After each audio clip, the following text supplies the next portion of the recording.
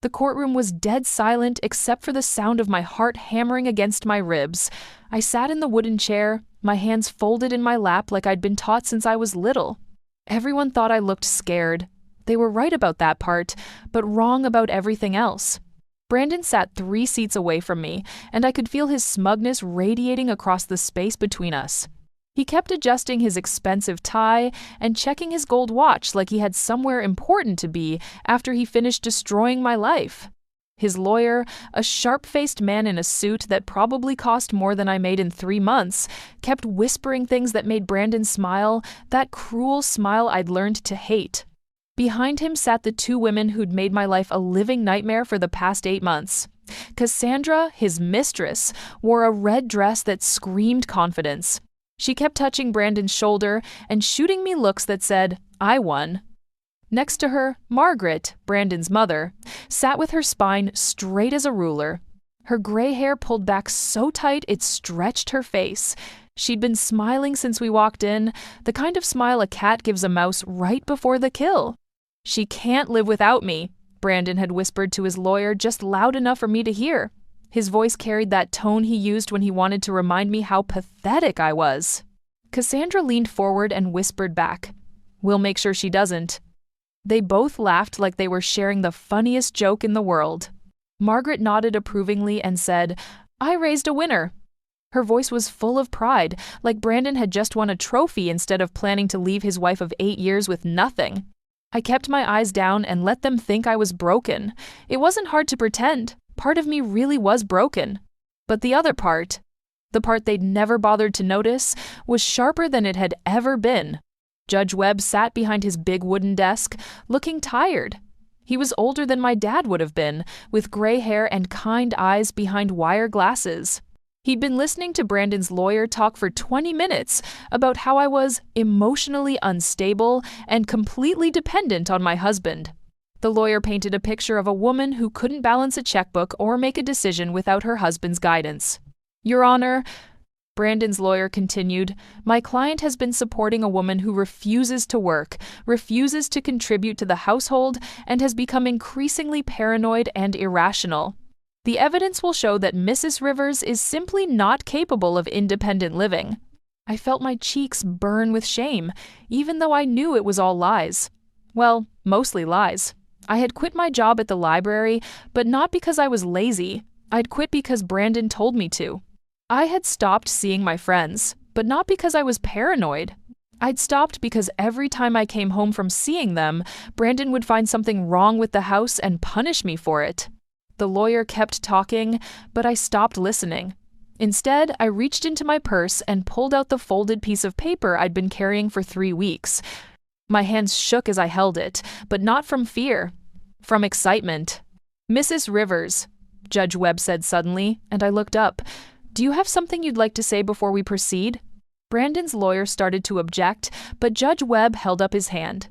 "I'd like to hear from Mrs. Rivers directly." I stood up slowly, my legs feeling like jelly. Every eye in the courtroom was on me. I could feel Brandon's confusion, Cassandra's annoyance, and Margaret's disgust. They thought I was about to embarrass myself. They thought I was about to prove everything they'd said about me. "Your Honor," I said, my voice barely above a whisper, "I have something I'd like you to read." I walked forward on shaking legs and handed him the folded paper. My fingers brushed his as he took it, and I saw something in his eyes that looked almost like kindness. Judge Webb unfolded the paper carefully. The courtroom was so quiet I could hear the air conditioning humming. He started reading, his eyebrows rising slightly, then his eyes widened. Then, to everyone's complete shock, he started to smile. The smile grew bigger. Then Judge Webb did something I'd never seen a judge do in all the court shows I'd watched while hiding from Brandon's anger. He threw back his head and burst out laughing. The sound echoed off the walls like thunder. Everyone in the courtroom froze. Brandon's mouth fell open. Cassandra's perfect red lips formed a confused O. Margaret's face went white as paper. Judge Webb leaned forward, still smiling, still chuckling under his breath. He looked right at me with eyes that sparkled with something that might have been admiration. "Well, Mrs. Rivers," he said, his voice warm with amusement. "This is certainly the most interesting piece of evidence I've seen in 30 years on this bench." Brandon's hand started shaking so hard, his expensive watch rattled against the table. The sound seemed impossibly loud in the silent courtroom. Everyone stared at me. The broken, pathetic, dependent wife who couldn't live without her husband. The woman who was too stupid and too weak to survive on her own. I smiled back at the judge and waited for my real life to begin. 6 months earlier, I was still pretending to be happy. I made Brandon's coffee every morning at exactly 7:15, the way he liked it, 2 sugars, splash of cream, served in his favorite blue mug. I ironed his shirts while he showered, and I always had his breakfast ready when he came downstairs. That Tuesday morning started like every other. Brandon kissed my cheek without really looking at me and grabbed his briefcase. "Working late tonight," he said, already halfway out the door. "Don't wait up." He'd been working late a lot. 3 nights a week, sometimes 4. I used to worry he was pushing himself too hard, but lately I'd started to wonder about other things. Little things that didn't add up, like how his shirt smelled different when he came home, like how he'd started taking his phone into the bathroom with him. After he left, I did what I always did. I cleaned the kitchen, made the bed, and got ready for my job at the city library. I loved working there. The quiet, the smell of books, the way people whispered like they were in church. It was the only place I felt like myself anymore. But that day, everything changed. I was walking to my car when I realized I'd forgotten my lunch on the kitchen counter. I went back inside and heard Brandon's phone ringing from upstairs. He'd left it behind, which never happened. Brandon treated that phone like it was attached to his hand. I climbed the stairs, planning to just turn it off, but when I picked it up, I saw the name on the screen, "See, Work." The phone kept ringing, and something made me answer it. "Hello?" I said. There was a pause. Then a woman's voice, smooth and confident. "Oh, you must be the wife." My stomach dropped. "Who is this?" "Cassandra. I work with Brandon." She didn't sound sorry or embarrassed. She sounded amused. "He forgot his phone again, didn't he? He's been so scattered lately." I knew that name. Brandon had mentioned Cassandra from his office before. The new marketing director. The one who was really sharp and going places. "I'll tell him you called," I managed to say. "Actually," Cassandra said, and I could hear the smile in her voice. "Don't bother. I'll see him tonight anyway. We're working on that big project, you know." The line went dead. I stood there holding Brandon's phone, my hands shaking. Working on a project, working late. It all made horrible sense now. I should have confronted him. A stronger woman would have. But I wasn't strong. I was the woman who asked permission to buy groceries, who apologized when Brandon yelled at me for things that weren't my fault. So instead, I did what I always did. I pretended everything was fine. But I also started paying attention. Over the next few weeks, I noticed things I'd been too trusting to see before. How Brandon checked his appearance in every mirror. How he'd started going to the gym again after years of making excuses. How he hummed in the shower like he was happy about something. The worst part was how he treated me. Before, he just ignored me most of the time. Now, he seemed annoyed that I existed. He criticized everything. My cooking, my clothes, the way I folded his shirts. Nothing I did was right anymore. "You're getting sloppy, Natalie," he said one evening, holding up a shirt. "Look at these wrinkles. What do you even do all day?" "I work at the library," I reminded him quietly. He snorted. "Playing with books isn't real work. Maybe it's time you focused on taking care of your actual responsibilities." That's when Margaret started visiting more often. Brandon's mother had never liked me, but now she seemed to be on a mission. She'd show up unannounced and walk through my house like she was inspecting it for flaws. "Brandon deserves better than this," she said one afternoon, running her finger along the coffee table and checking for dust. "A man like him needs a woman who can keep up, someone with ambition." She said ambition, like it was a dirty word when it came to me, but a virtue when it came to other women. Women like Cassandra, probably. "I do my best," I said. Margaret laughed, but it wasn't a nice sound. "Your best isn't very good, is it? Look at this place. Look at yourself." She gestured at my jeans and sweater like I was wearing rags. When I was your age, I made sure my husband never had reason to look elsewhere." The words hit me like a slap. She knew. Of course she knew. Margaret probably knew about Cassandra before I did. That night, I lay in bed next to Brandon, listening to him breathe. He was sleeping peacefully, probably dreaming about his new life with his smart, ambitious girlfriend. Meanwhile, I stared at the ceiling and tried to figure out what I was going to do. I could leave, pack a bag and disappear. But where would I go? I had some money saved, but not much. Brandon handled all our finances. I didn't even know how much we had or where it was kept. I could fight for him, try to win him back. But the truth was, I wasn't sure I wanted him back. The man sleeping next to me wasn't the man I'd married. Or maybe he was, and I'd just been too young and stupid to see who he really was. As I lay there in the dark, something hard and cold settled in my chest. They thought I was weak. They thought I was stupid. They thought I would just disappear quietly when the time came. They were about to learn how wrong they were. I started going to the coffee shop on 5th Street every Tuesday morning before work. Not because I needed coffee, I made perfectly good coffee at home. But because that's where Brandon met Cassandra every week at 8:30, and they thought they were being so clever about it. The first time I saw them together, my heart broke all over again. They sat in the corner booth, leaning across the table like teenagers. Cassandra was even more beautiful in person than I'd imagined. Tall, with shiny black hair and the kind of confidence that made everyone in the room look at her. She wore expensive clothes that fit her perfectly, and when she laughed at Brandon's jokes, her whole face lit up. Brandon looked happier than I'd seen him in years. He touched her hand across the table and smiled the way he used to smile at me, back when we were dating, back when he still pretended to love me. I sat 3 tables away, hidden behind a newspaper, and listened to them plan my destruction. "She's getting suspicious," Brandon said, stirring his coffee. "Yesterday she asked me about working late again." Cassandra shrugged like my suspicions were nothing more than a minor inconvenience. "So, what's she going to do about it? Leave you?" She laughed, and the sound was like breaking glass. "Where would she go? She doesn't have any money, any friends, any skills. You've made sure of that." The casual cruelty in her voice made my stomach turn. She talked about ruining my life like she was discussing the weather.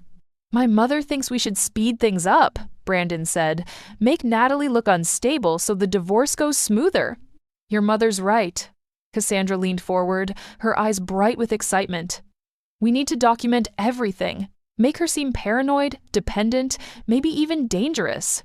Then, when you file for divorce, you'll get everything and she'll get nothing." Brandon grinned. "I love how your mind works. That's why we're perfect together." Cassandra reached across and squeezed his hand. "We both understand that weak people deserve what they get." I gripped my coffee cup so hard I thought it might shatter. Weak people, that's what I was to them. Not a person with feelings, not someone who'd loved Brandon for 8 years, not someone who'd given up her dreams to support his. Just a weak person who deserved to be destroyed. They kept talking, laying out their plan like generals preparing for war. They would make me seem increasingly unstable. Brandon would start arguments and then tell people I was acting crazy. Cassandra would help by calling the house at odd hours and hanging up, making me seem paranoid about phone calls. Margaret would document my erratic behavior and testify about my mental state during the divorce proceedings. "The key is to make it look gradual," Cassandra explained, "like she's been falling apart for months. By the time we're done, everyone will think you're a saint for putting up with her as long as you did." Brandon nodded eagerly. "And then we can finally be together properly. No more sneaking around. No more pretending to care about her feelings," Cassandra added. "God, the way she looks at you with those sad puppy eyes. It's pathetic." They both laughed, and I felt something inside me die. Not my heart, that had been dying slowly for months. Something deeper. The part of me that still believed people were basically good. The part that thought love meant something. But something else was being born in its place. Something harder and smarter and infinitely more dangerous than they could imagine. I started following them after that. Not every day, I wasn't stupid enough to risk getting caught, but often enough to learn their patterns. They met at the coffee shop every Tuesday. They had lunch together every Friday at the Italian place downtown. And every Wednesday night, when Brandon told me he was working late, he was actually at Cassandra's apartment. I learned other things too. Cassandra lived in an expensive high-rise that she definitely couldn't afford on her marketing salary. She drove a car that cost more than I made in 2 years. And she had a habit of taking pictures of everything ice, including pictures of herself with Brandon, that she posted on social media with captions like, "Working late with my favorite colleague." She was documenting their relationship, probably planning to use the photos later to prove how long they'd been together. Evidence for when she wanted to claim she wasn't just a mistress, but Brandon's true love, who'd been waiting patiently for him to leave his unstable wife. Meanwhile, Margaret ramped up her visits. She came by almost every day now, always finding something wrong with the house or with me. She'd make comments about how tired I looked, how thin I was getting, how I seemed not quite right lately. "Are you feeling all right, dear?" she'd ask with fake concern. "You seem so anxious all the time. Maybe you should see someone about that." She was building a case, creating witnesses who would remember her expressing concern about my mental state, setting up the narrative that I was falling apart while her poor son tried desperately to help me. But they made one crucial mistake. They assumed I was the same person I'd been when Brandon first started cheating, the trusting wife who believed everything he told me, the woman who apologized for things that weren't her fault. They didn't realize that betrayal changes people, that being treated like you're worthless can make you discover just how much you're actually worth. While they planned my destruction, I was planning something else entirely. And unlike them, I was very, very good at keeping secrets. Margaret Rivers had been molding her son since the day he was born. I learned this during one of her increasingly frequent visits, when she decided to share her philosophy about handling women while we sat in my own living room. "Brandon's father was too soft," she said, sipping the tea I'd served her in my best china. "He let women walk all over him, his secretary, his sister, even me in the beginning. But I taught him better." She said this like it was something to be proud of, like breaking another person's spirit was an accomplishment worth celebrating. "I made sure Brandon would never have that problem," Margaret continued, examining my coffee table for dust that wasn't there. "From the time he was little, I taught him that he was special, better than other people, especially better than weak women who try to drag strong men down." I kept my face neutral, but inside I was taking notes. Every word she said was another piece of evidence about how they'd created the monster I'd married. "Take his first girlfriend in high school," Margaret said with a satisfied smile. "Pretty little thing, but she had ideas above her station. Thought she could tell Brandon what to do." I put a stop to that quickly. "What did you do?" I asked, genuinely curious despite myself. Margaret's eyes gleamed. "I simply helped Brandon see what she really was, a manipulative little girl who was trying to control him. I showed him how she was keeping him from his potential, making him weak. Within a month, he'd broken up with her and she'd transferred schools." The casual way she described destroying a teenage girl's life made my skin crawl. But it also explained so much about Brandon, about why he needed to feel superior to everyone around him, about why he couldn't stand the idea of me having my own thoughts or opinions. "You did the same thing to me, didn't you?" I said quietly. Margaret didn't even try to deny it. "Of course I did. From the moment Brandon brought you home, I could see what you were, a librarian." She said it like it was a disease. Quiet, bookish, no ambition. The kind of woman who would be perfectly happy dragging a man down to her level. She leaned forward, her voice dropping to a whisper, like she was sharing a secret. "But Brandon was young then. He thought he loved you. So I had to be patient. I had to wait for him to see what I saw. And what was that? That you're nothing special. That you bring nothing to his life except limitations." Margaret sat back, looking pleased with herself. "It took longer than I hoped, but he's finally seeing clearly. Finally ready to choose a woman worthy of him. Cassandra. She was talking about Cassandra. She's everything you're not." Margaret continued. "Ambitious, successful, beautiful. She understands that a man like Brandon needs a partner who can match his energy, not drain it." I thought about all the times Margaret had visited over the years, how she'd always found ways to criticize me in front of Brandon, how she'd made little comments about my job, my clothes, my cooking, How she'd slowly, systematically undermined my confidence until I started believing maybe I really wasn't good enough for her son. "You've been planning this for years," I realized. Margaret smiled, and for the first time since I'd known her, it was completely genuine. "I've been protecting my investment. I didn't raise a winner just to watch him throw his life away on someone like you." The cruelty was breathtaking, but what made it worse was how proud she was of it, how she genuinely believed that destroying me was not just acceptable, but necessary. "Brandon deserves happiness," she continued. "Real happiness, with a woman who can give him the life he's meant to have. Children who will be successful, a wife who can help his career instead of holding it back." "I never held his career back," I said. Margaret laughed, the sound sharp and mocking. "You held everything back. Do you think he wanted to come home to this?"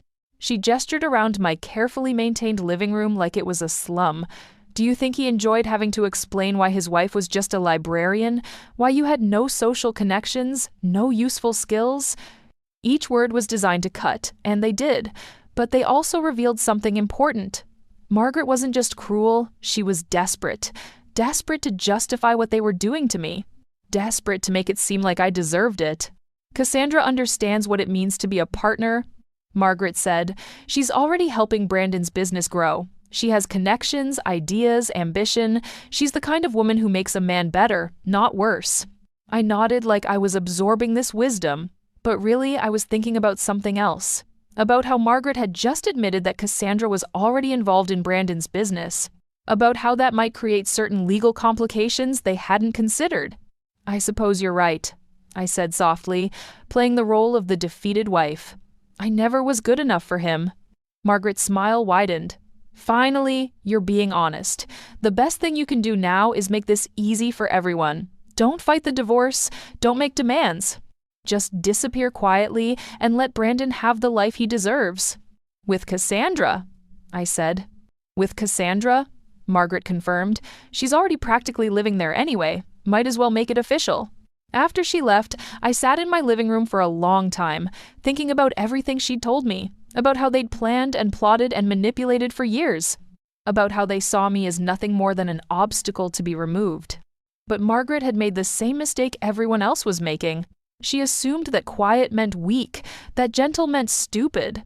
She was about to learn the difference. The psychological warfare began in earnest after Margaret's visit. They weren't even trying to be subtle anymore. Brandon would start fights over nothing, then tell his friends I was acting crazy when I defended myself. Cassandra began calling the house at all hours, hanging up when I answered, making me jump every time the phone rang. But the worst part was how they made me doubt my own memory. I never said that. Brandon would tell me when I reminded him of promises he'd made. "You're imagining things again, Natalie. Maybe you should see someone about that." He'd move my things around the house, then act concerned when I couldn't find them. "Are you feeling all right? You seem so scattered lately." His voice would be full of fake worry, especially when other people were around to hear it. Margaret documented everything with the dedication of a scientist. She'd show up unannounced and find me in my pajamas at 2 in the afternoon because I'd been up all night thanks to Cassandra's phone calls, and she'd shake her head sadly. "Oh dear," she'd say, loud enough for the neighbors to hear. "Are you having one of your bad days again?" Bad days. Like I was sick, like there was something wrong with me instead of something wrong with them. The worst incident happened on a Thursday evening. I'd made Brandon's favorite dinner, pot roast with vegetables, the way his mother taught me when we were first married. I'd spent all afternoon cooking, trying to do something right for once. Brandon came home late, as usual. He looked at the table I'd set with our good dishes and flowers from the garden, and his face twisted with disgust. "What's all this?" he asked. "Dinner," I said quietly. "I thought maybe we could talk." "Talk about what? How you've been calling my office all day, bothering my secretary?" I stared at him. "I never called your office." "Don't lie to me, Natalie. Janet said you called 6 times, crying and carrying on about some nonsense. She was embarrassed for you." My hands started shaking. "Brandon, I swear I never called your office. I was here all day. I was cooking." He pulled out his phone and showed me the call log. There it was. My name, 6 calls to his office number throughout the day, but I hadn't made those calls. I'd been in the kitchen all afternoon. You're scaring me, Brandon said, and for a moment he almost sounded like he meant it. This paranoid behavior, the memory problems, the way you've been acting, maybe Mom's right. Maybe you need professional help. I felt like I was drowning. The evidence was right there on his phone. My name, my number, but I knew I hadn't made those calls. I knew it. That's when I realized what they were doing. Somehow, they were making calls from my number, probably using some app or service that let them spoof caller ID. They were creating evidence of my unstable behavior that would hold up in court. But I couldn't prove it. If I accused them of faking the calls, it would just make me sound more paranoid, more unstable. Maybe you're right, I said finally, my voice barely a whisper. Maybe I do need help. Brandon's face softened with what looked like relief. I'm glad you're finally admitting it. I've been so worried about you. He was good at this. If I didn't know better, I might have believed he actually cared. The next week, things escalated. I came home from the library to find the house torn apart, drawers pulled out, cushions thrown around, papers scattered everywhere. My first thought was that we'd been robbed, but nothing was missing. Nothing valuable anyway. Just chaos, like someone had been searching for something or trying to make me look like I'd had some kind of breakdown. When Brandon came home and saw the mess, he didn't call the police. Instead, he called his mother. She's getting worse, I heard him say from the kitchen. I came home and found her like this, sitting in the middle of it all, crying. She says she doesn't remember doing it. But I did remember. I remembered coming home to find it this way. I remembered the sick feeling in my stomach when I realized what they were doing to me. Margaret arrived within minutes, like she'd been waiting for the call. She took pictures of everything with her phone, documenting my episode for posterity. "Oh, sweetheart," she said to me, her voice dripping with false sympathy. "What happened here?" "I don't know," I said, because it was the truth. "I came home and found it like this." Margaret and Brandon exchanged a look. The kind of look that said they were dealing with someone who couldn't be trusted to tell the truth about her own life. "Maybe we should call Dr. Peterson," Margaret suggested. "Have him come take a look at her." Dr. Peterson was Margaret's family doctor, the one who'd been treating the Rivers family for 30 years, the one who would believe whatever Margaret told him about my mental state. "No," I said quickly. "I'm fine. I just need to clean up." But I wasn't fine. I was starting to crack under the pressure. And they knew it. Every day brought some new evidence of my instability. Every day made their case stronger and mine weaker. They were systematically destroying my credibility, my reputation, my sense of reality. And the worst part was how good they were at it.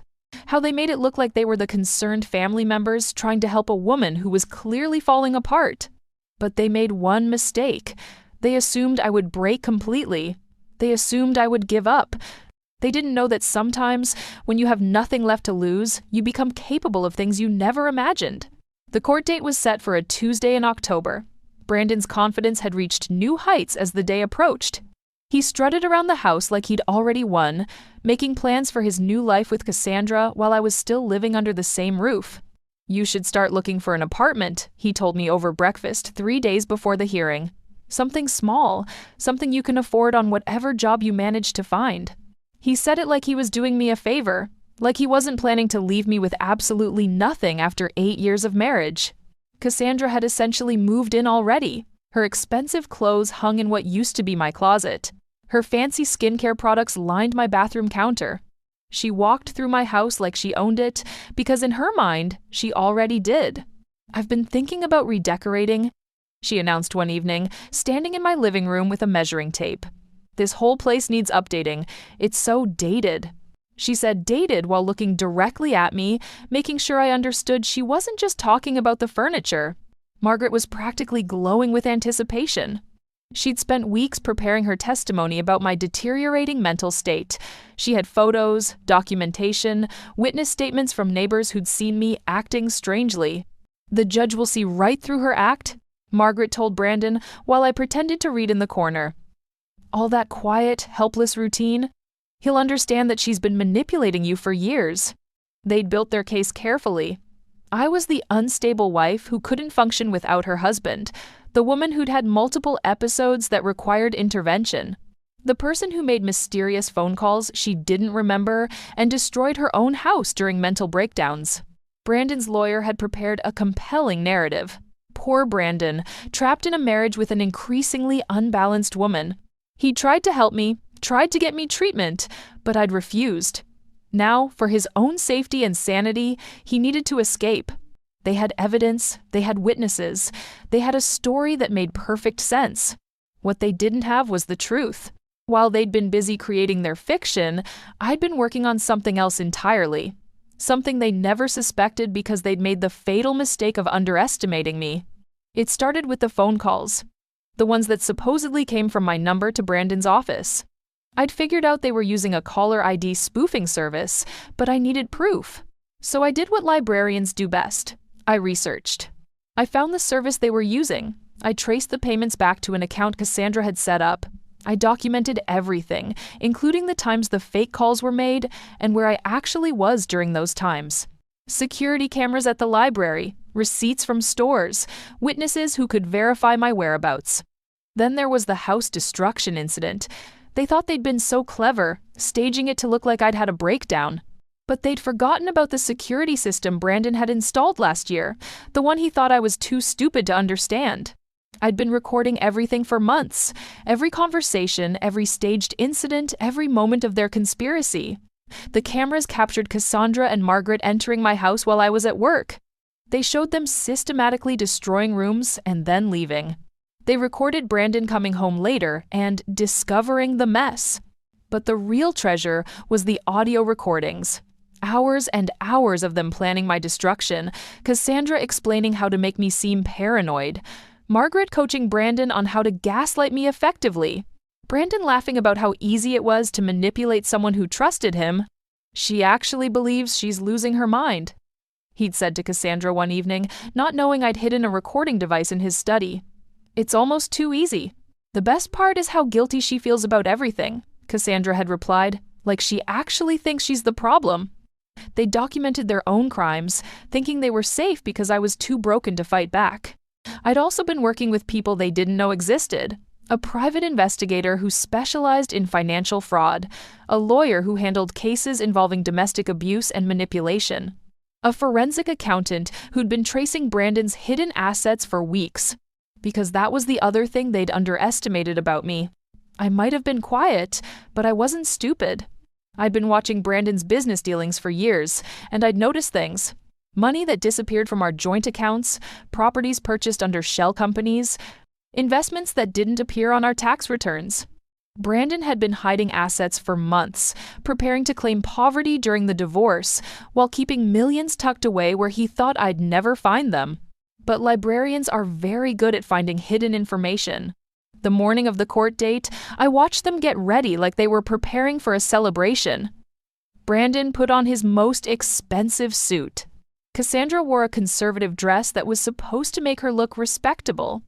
Margaret carried a folder full of evidence about my mental instability. They were so confident, so sure they'd thought of everything. As we walked into the courthouse, Brandon actually patted my shoulder in what looked like sympathy. "Don't worry," he said loud enough for others to hear. "We'll make sure you get the help you need." I nodded meekly and clutched my purse, where a single folded piece of paper waited to change everything. They thought they were about to watch me lose everything. They had no idea they were about to lose everything themselves. Judge Webb finished reading my note and looked up at me with eyes that sparkled with something between admiration and disbelief. The courtroom was still dead silent, everyone waiting to understand what had made him laugh. "Mr. Rivers," Judge Webb said, his voice carrying a new authority that made Brandon sit up straighter. "Before we proceed with your divorce petition, I think we need to address some rather serious allegations that have just come to my attention." Brandon's lawyer started to stand. "Your Honor, I'm not sure what—" "Sit down," Judge Webb said firmly. "Mrs. Rivers, would you please explain to the court what you've documented here?" I stood up slowly, feeling stronger than I had in months.